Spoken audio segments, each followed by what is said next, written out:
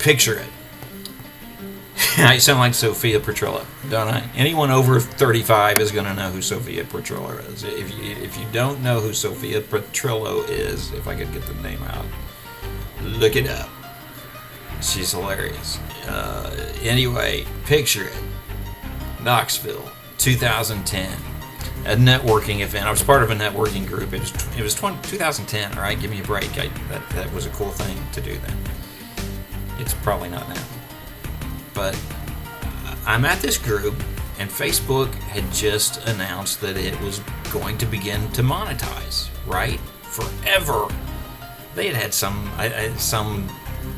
monetization programs in like 04 or whatever, but they weren't serious about it, and they had become serious about it, and that was going to take place in about 2012, but they announced that they were going to do this in 2010, and I go to this networking event. It's one of those networking groups where there's exclusive categories. There's an insurance guy, there's a financial planner, and I was the marketing guy, essentially. So the buzz with this announcement in that group was, man, Facebook, there's not going to be TV anymore. There's not going to be radio anymore. Facebook is it's all going to be Facebook.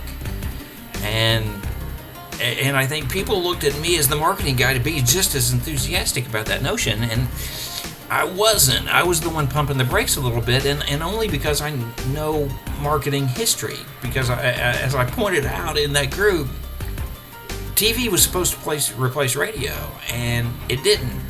Radio was supposed to replace newspapers, and it didn't. So I think what we'll see here with social media is that it will find a place in the marketing mix.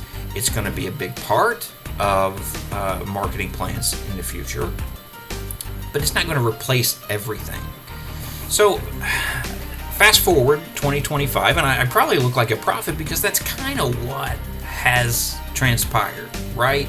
So in 2025, it is part of the marketing mix. Social media is a strong component of many marketing plans. But is it a gold mine, or is it fool's gold? A gold mine or fool's gold? And that's what we're going to discuss on this edition of Brand Vision Marketing's Brand Boost. Gold mine or fool's gold? Because likes and fans, followers, they don't put money in the bank. Not directly, anyway. Take a look at a survey from Nation's Restaurant News. Did a survey, and they said that 8% of consumers follow a restaurant. 8%. 60% of restaurants have Facebook profiles and invest in it heavily. Now, 3% follow a restaurant on Twitter, while 53% of restaurants use Twitter extensively. Not lightly, not just as a presence, but use it extensively. Further, 15% of consumers anticipated following a restaurant in the future, while 78% of restaurants intended to spend more on Facebook. 9% might follow a restaurant on Twitter in the future, but forecasted for restaurant owners, that number was at 66%. So those numbers don't really add up. Now, I'm someone who is really big on marketing accountability, where X investment yields Y return in revenue. And I know I've been on both sides of the table. I've managed marketing programs. I've sold them from the radio rep years. And now as an agency, I kind of balance that spectrum. And marketing accountability is a huge component to me in terms of return on investment, so that every dollar is being spent on something. Because I don't care, we're full service. I don't care where the money goes, as long as it's accomplishing goals, as long as it's meeting the goals and objectives of the client, and those are typically revenue-driven goals. sales-driven goals. So that investment needs to yield a return. Now, that's not always the case, mind you, in terms of the goals. Sometimes the goals are different. I mean, with social media, sometimes the goal is to just create a platform where consumers can connect with your brand's personality in a non-sales oriented environment. Brands are all about relationships and building those relationships. So it's important to have that component, to have the brand's personality showcased in some forum. And social media is a perfect fit for that. So investing in that, depending on the objectives of the company, they may very much need the brand's personality to be front and center. So they're, even though if it's not creating a direct return on investment, maybe it's a good fit for at least some allocation of funds, right? Because that brand personality is an important component of the marketing program. But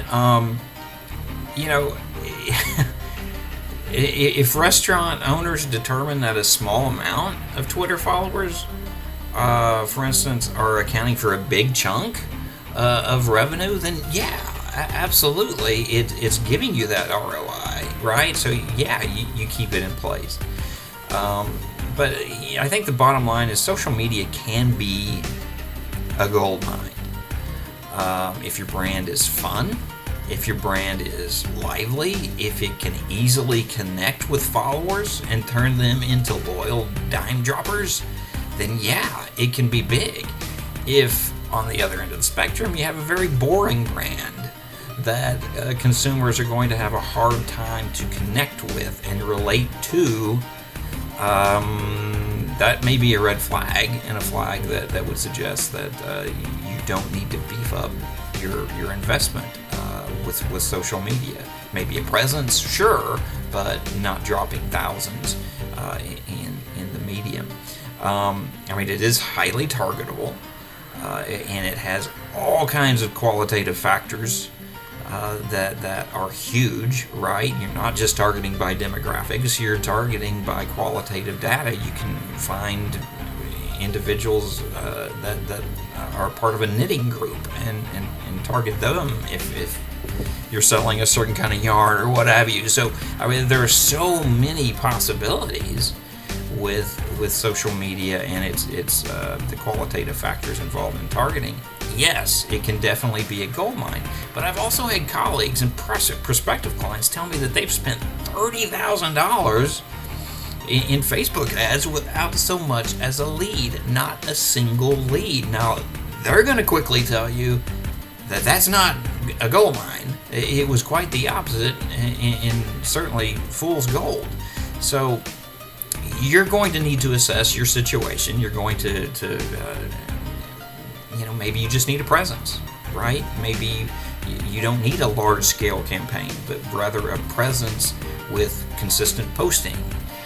And if you know your target audience well, if you know who is active on social media, then it may be a good fit. But I will say, and I will caution this, just because everyone's using it in general doesn't necessarily make it a profitable fit for your marketing dollars, okay? So rely on your own credible data, and that's going to help you, I mean, your own surveys and customers' surveys and that kind of thing. Rely on that information, and that's going to help point you in the right direction. If your data suggests that, yes, this can be profitable, our people are here, we have opportunities to spend. I mean, the restaurant category seems to be like it would be a great fit, right? You can coupon, you can create special offers, as is the case with many other industries and sectors. So it may be a great fit. And yes, from a marketing decision maker's perspective, I'm all on any media that can help you connect profitably with customers and prospects. So before investing a ton into social media, find out from your customers, from your constituents, how do they use social media? Are they on there a lot?